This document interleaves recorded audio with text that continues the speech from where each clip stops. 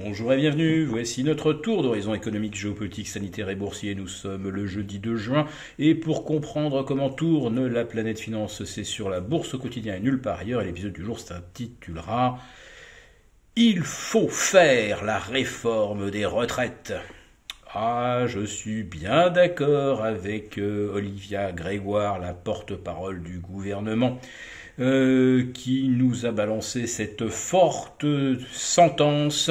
Oui, le régime des retraites doit bien être révisé, mais probablement pas de la même façon que le gouvernement l'envisage.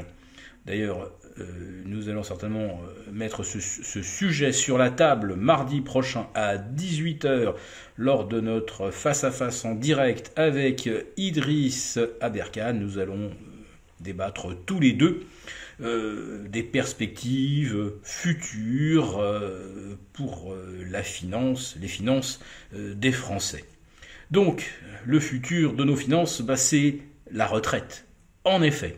Et le régime des retraites, on vous l'a suffisamment répété, même aux 20h, est déficitaire de moins 17 milliards. Ouh là là!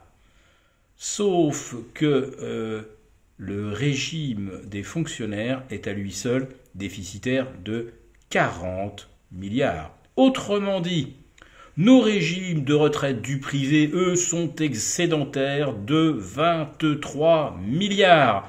Et eux, ils n'ont pas besoin d'être revus, d'être recavés. Non, ils sont excédentaires. C'est d'ailleurs la même chose pour les régimes de chômage des cadres, régime largement excédentaire, et dans lequel on ponctionne pour financer d'autres régimes déficitaires.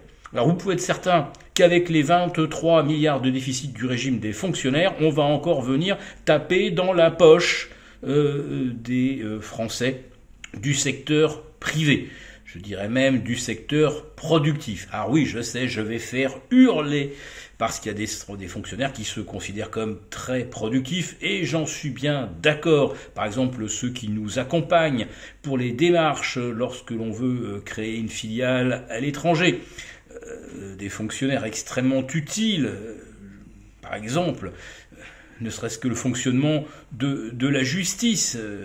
Là, on a absolument besoin que ces gens interviennent et disent le droit. Mais par contre, l'éducation nationale, où désormais la masse salariale est partagée à 50-50 entre les enseignants et les gens qui les contrôlent, là je ne comprends pas. En Allemagne, c'est pratiquement 80% du budget enseignement consacré aux enseignants et 20% aux gens qui les contrôlent.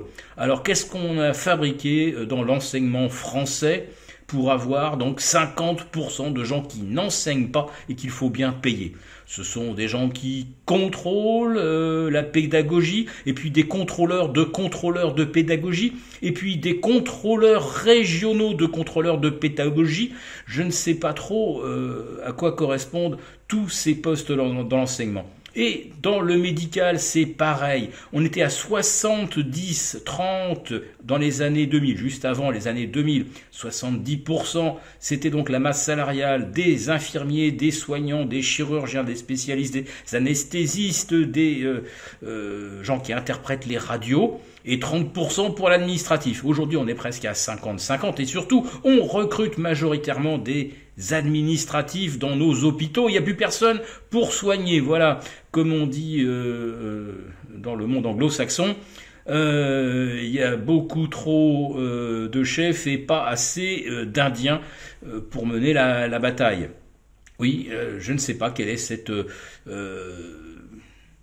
dérive qui ne cesse de s'aggraver, où l'on embauche de plus en plus de contrôleurs, qui ne produisent rien si ce n'est là vraiment des déficits. Donc les régimes des retraites, oui, ils doivent être réformés, mais il n'est plus question, à mon avis, d'aller taper dans la poche de tout le monde pour financer des fonctionnaires dont on a mal à comprendre quel est leur apport en termes de richesse à la société. Je vous dis ça, mais je sais pertinemment qu'il n'en sera rien, car ce sont justement des profils fonctionnaires qui sont aux manettes. Il n'est qu'à citer par exemple monsieur Olivier Véran, qui n'a jamais été soignant, mais qui a toujours été un syndicaliste et qui a fait sa carrière en fait complètement en marge des salles d'opération et des soins aux patients.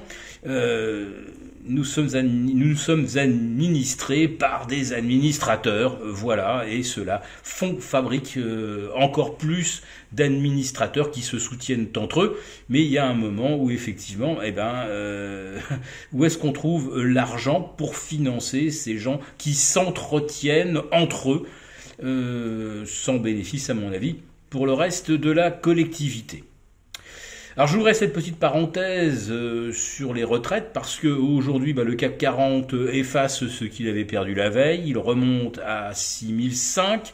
Je ne sais pas trop bien aujourd'hui ce qui peut euphoriser les investisseurs alors que la veille on était en pleine déprime après la hausse des ISM aux États-Unis.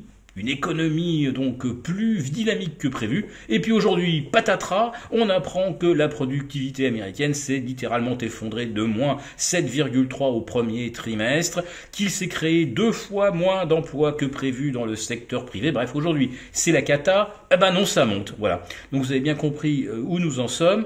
Les bonnes nouvelles sont maintenant de mauvaises nouvelles et les mauvaises nouvelles restent effectivement de bonnes nouvelles, mais probablement pas très longtemps. Si cette vidéo vous a plu, n'hésitez pas à nous mettre un pouce. On vous retrouve demain pour notre live à partir de 11h30 avec nos abonnés.